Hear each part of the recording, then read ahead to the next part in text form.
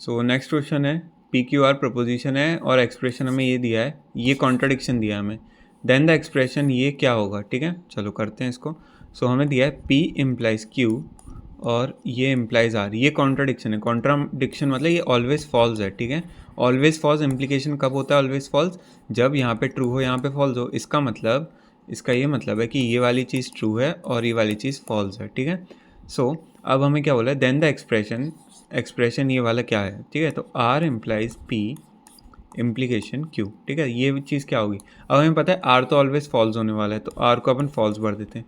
अब यहाँ पे देखो, यहाँ पे इम्प्लीकेशन है ना, मतलब फॉल्स, फॉल्स इम्प्लीकेशन कुछ भी हो, मतलब इतना देखो, इतना कुछ भी हो वो ऑलवेज ट्रू रिटर्न करेगा। ठीक है, क्योंकि फॉल्स, आर क्या है मेरा फॉल्स है, फॉल्स हमने कैसे निकाला, यहाँ से निकाला। ठीक है, यहाँ से ट्रू के लिए अपन नहीं निकाल पा रहे, क्योंकि ट्रू जो इम्प्लीकेशन है, इतने में ट्रू कुछ भी हो सकता है।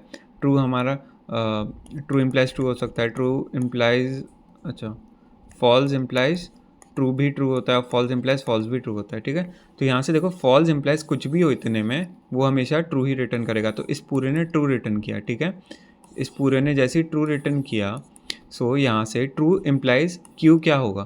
ठीक है, तो यहाँ से बोल सकते हैं, देखो टोटोलॉजी तो नहीं बन के आ रहा, क्योंकि ट्रू इम्प्लाइज फॉल्स होता तो ये कॉन्ट्रडिक्शन बन गया था। अगर क्यू की वैल्यू फॉल्स रख दी मैंने तो कॉन्ट्राडिक्शन भी नहीं है, क्योंकि ट्रू क्यू की वैल्यू अगर मैं ट्रू रख दी तो ये ट्रू बन के आ जाएगा। ये हो रहा है always true when P is false. देखो पी की कुछ भी वैल्यू हो मेरे को मैटर नहीं करता, क्योंकि ये वाली चीज़ तो हमेशा ट्रू ही आ रही है। ठीक है, सो पी की वैल्यू से मैटर नहीं कर रहा। Always true when Q is true. ठीक है, अगर क्यू हमारा ट्रू हो गया तो ये देखो ट्रू इम्प्लाइज ट्रू हमेशा ट्रू आएगा, तो डी ऑप्शन हमारा करेक्ट हो गया।